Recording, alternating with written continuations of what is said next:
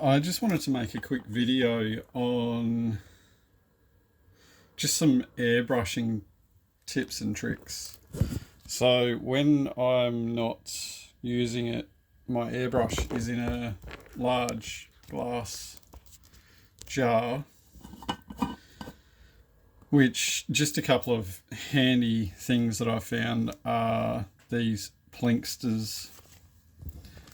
And you can get any brand. These are just what I've managed to grab, and they're just a bendable brush, so they're really handy. So they're the two sizes. I went for the number 1 and the number 5, and I'm just running a cheap airbrush because I don't do any intricate fine airbrushing. I do just bulk stuff. So yeah, I leave the entire airbrush submerged in water, and I just use rainwater, and I change it out every few times because sometimes I'll put it in with paint if I can't be bothered, because that way it stops the paint going hard. Which, I've got my phone on charge, so the cable's a little bit annoying. And this is how I prepare the airbrush every time I use it.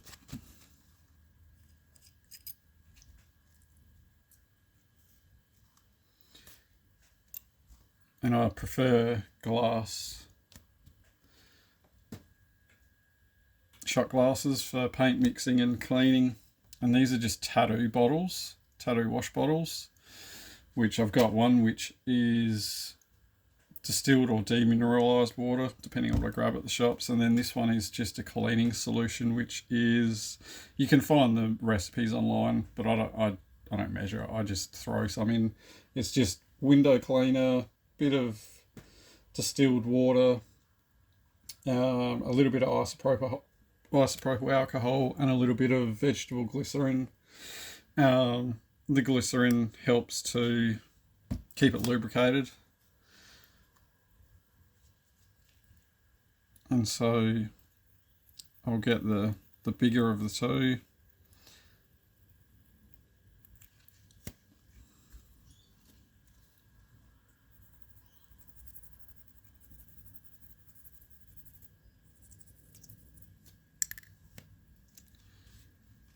And then obviously this is where the nozzle goes through, well, the needle.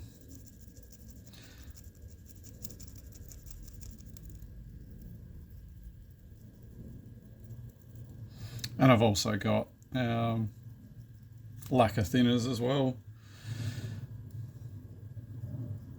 which I just keep that in a airtight glass jar, which everything ends up getting overspray in it.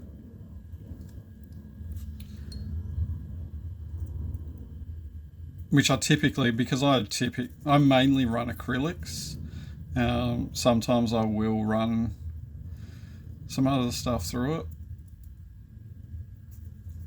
Which, yeah, I try not to use the thinners unless I have to.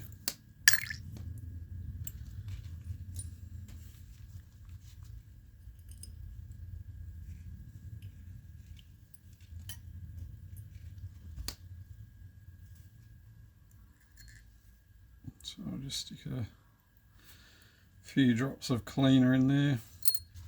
And then this is just eBay or Amazon, just a nozzle cleaning tool. And I just hold it in paper towel just because it is easier to hold. And I just spin it, and you'll get bits of paint coming out.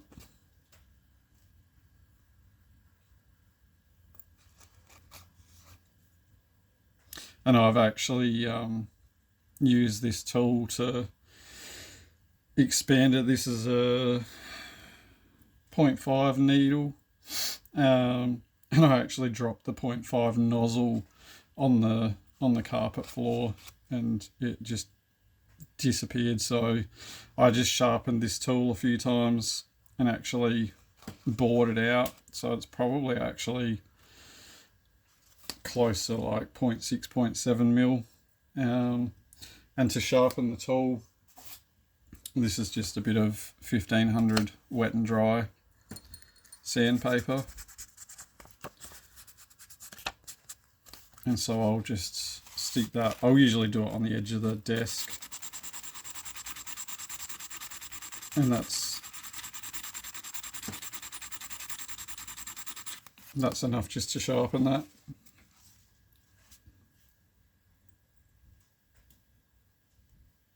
Which, if you're just cleaning it, if you're not trying to expand it, it's plenty good enough. And so you'll get just tiny little bits out.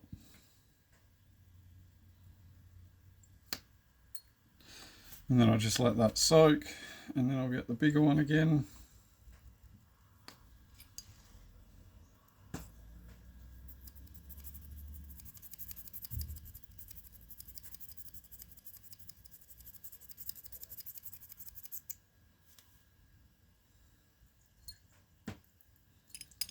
I'm actually just going to take that nozzle out.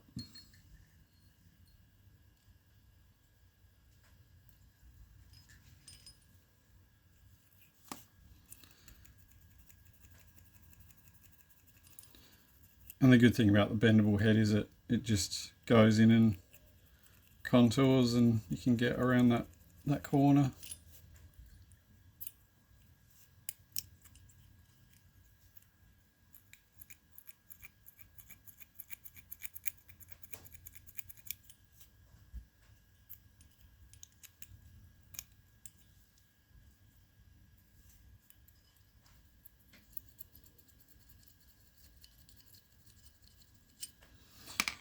And then once I've finished, I'll just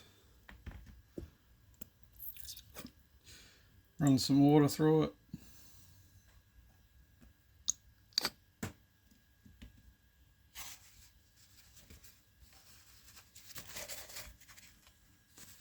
Just give it a wipe out.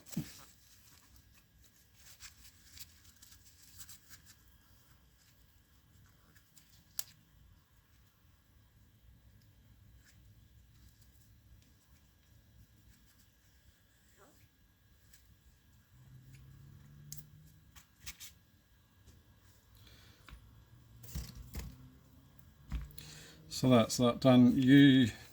Occasionally, I don't do this all the time because I don't put these parts in the water. Sometimes I will, if this is getting a little bit stiff, this is just sewing machine oil. I'll just put a drop on there.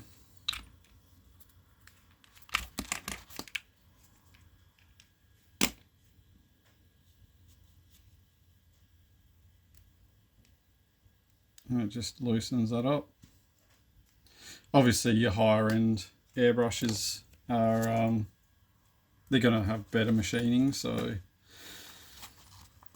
it's not as necessary. And then with the needle, if you ever find that you're getting inconsistent spray, the best way is to feel it, and if it's got any, like if it feels like it's catching on your skin, or you can do it on your nail, if it feels like it's catching at all, it's got a bit of a burr, and so I'll spin it at the same time as going back and forwards.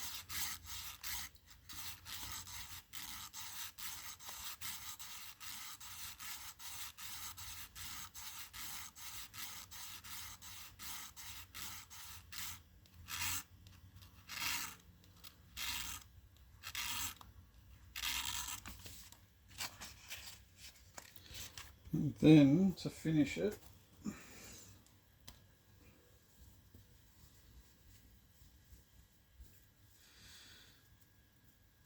I've just got a tube of Autosol metal polish that I've probably had for 10 years or probably 15. And then I'll just get a rag. As you can see, I've used this for polishing a lot. And I'll just use a little bit of water.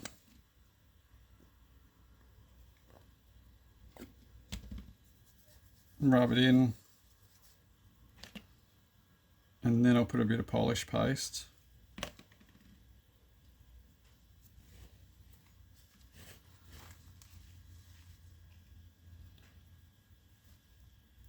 And obviously the end, like right at the end, doesn't go in, so I'm always just pushing the paste down, and this just helps get it to run nice and smooth.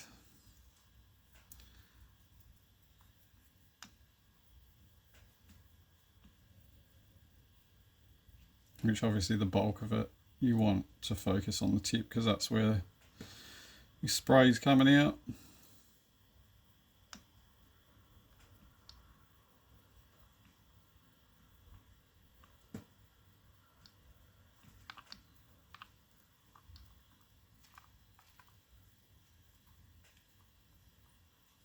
And I wouldn't recommend, like, towards the back you can go back and forwards, but I wouldn't recommend it towards the tip, because especially once you've polished it, like it'll bite pretty hard. You'll probably only do it once.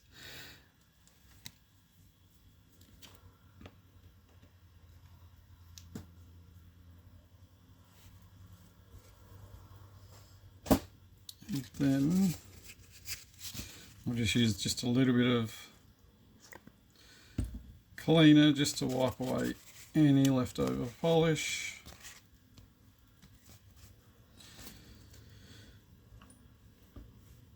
And then I'll start to assemble it.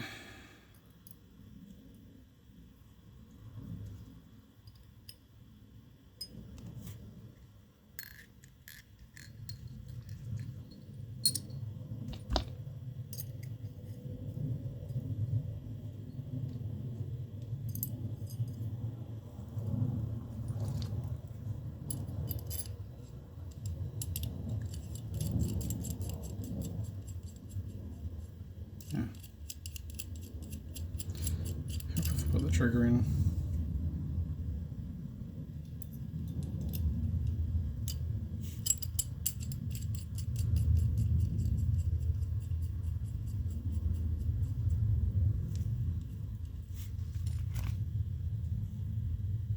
I mean, you can see how shiny that needle is.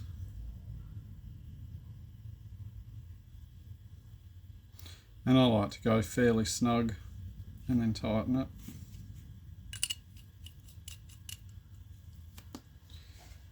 And then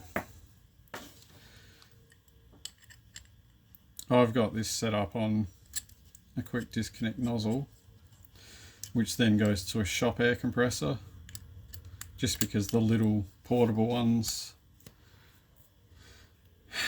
they're annoying. They don't regulate the air pressure consistently, and especially because I'm using larger needles, like I'm blowing through a lot of air. I'll go and check. Yeah, so I'm running about 50 psi.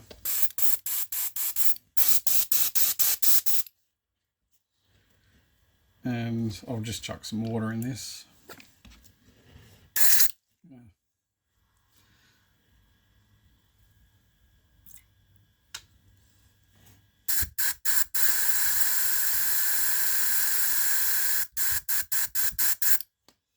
So you can see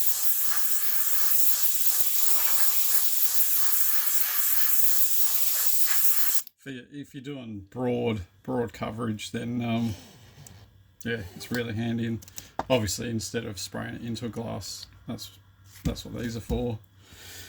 But I was just trying to show how smooth they run. And I mean, so that's just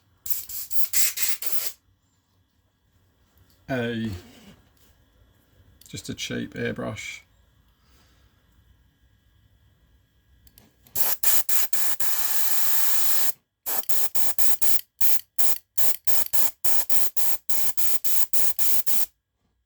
So yeah, hopefully that helps. I was actually using some spray can paint, so that's where your acetone. I mean, even this Like even this washer stuff will get that overspray off pretty easy.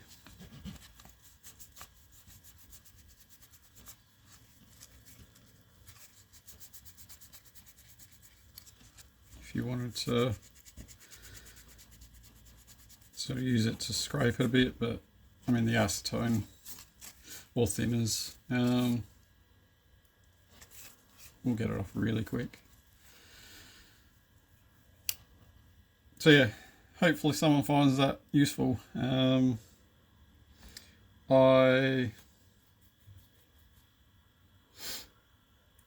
will basically get it paint consistency wise, actually, if I choose this.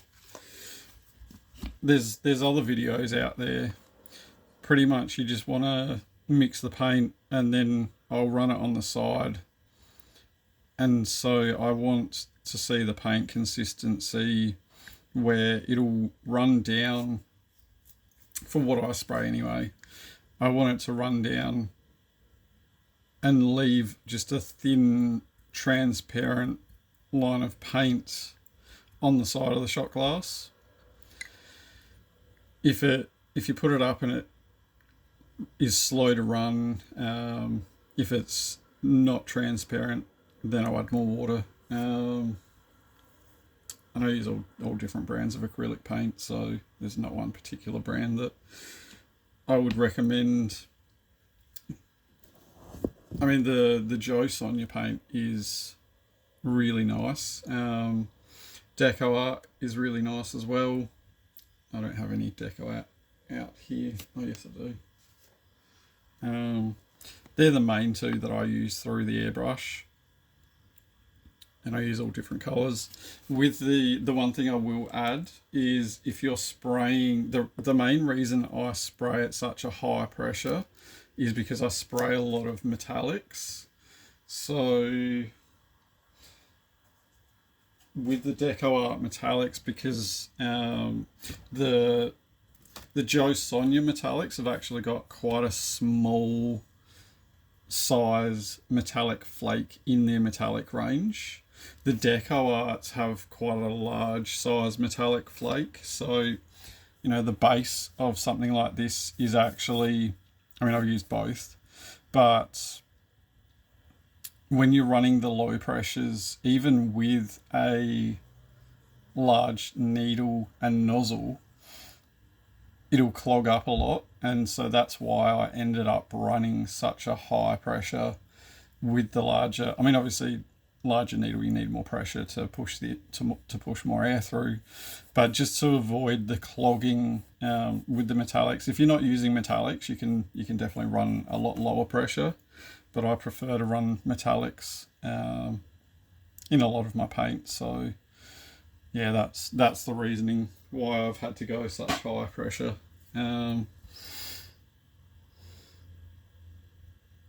Yeah, and it just, what else?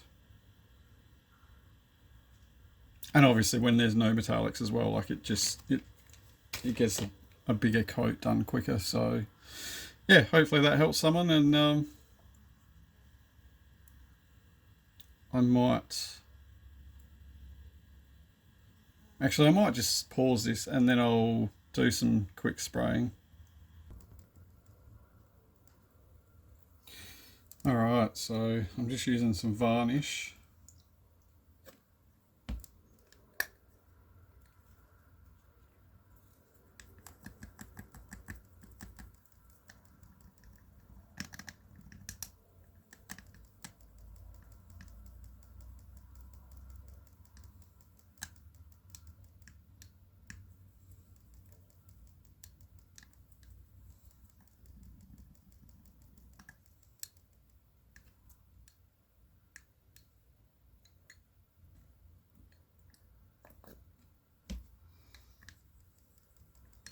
And it's always easier if it's on the runnier side than the thicker side.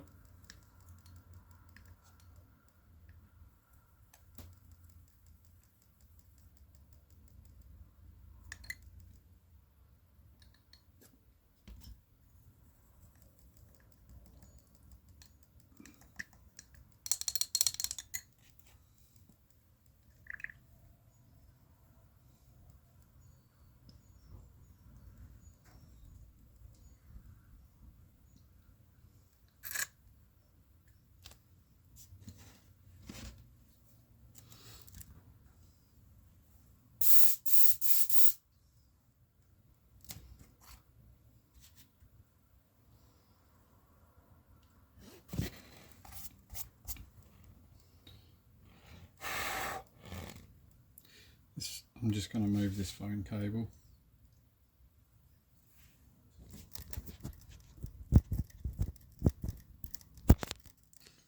Because I can see a mess happening otherwise.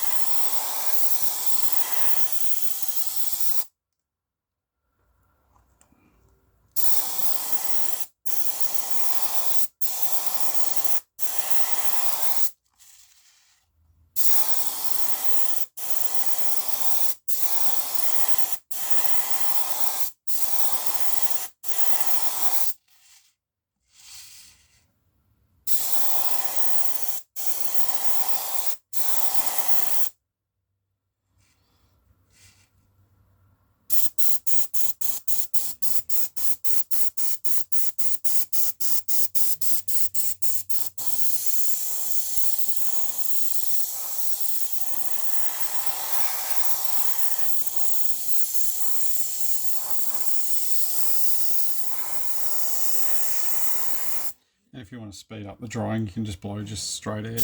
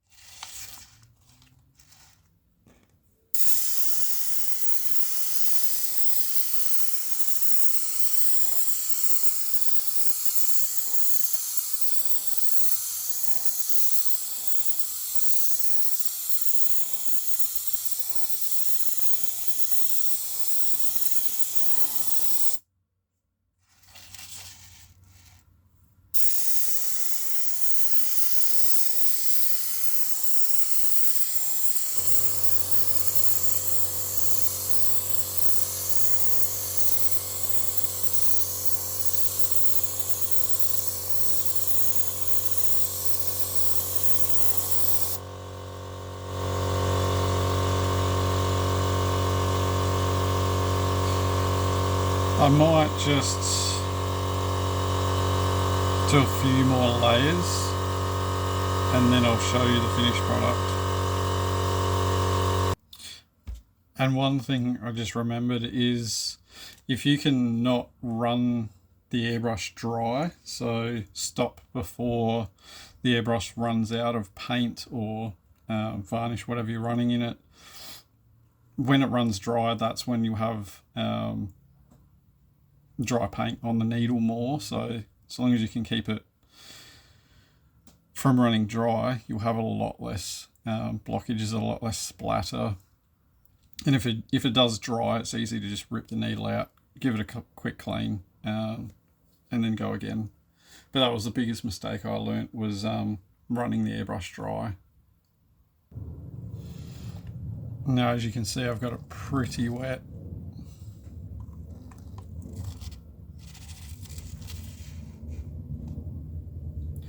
So I'll just wait for that to dry and then I'll show you the finished product. I don't know how long the video is going to stay paused for, so as you can see, it looks a little bit patchy while it's drying. I don't know with these LED lights that I've got how well it's going to show, but yeah, it looks a little bit patchy while it's drying. But yeah, this is why I use the airbrush, because then there's no brush strokes, and it almost fills in any of the little imperfections and stuff. So yeah, I'll pause it again. Alright, it's pretty close. There's just a couple of wet spots, so you can see how shiny it is now. And what I'll do is, when it's fully finished drying, I will take a photo and upload that as the cover photo for the video, so you can see what it looks like just with the sun shining on it. But if you were to look at the start of before I started spraying it, you'll see how much it makes all of the colours look way more vibrant. So yeah, hopefully these tips and tricks help someone.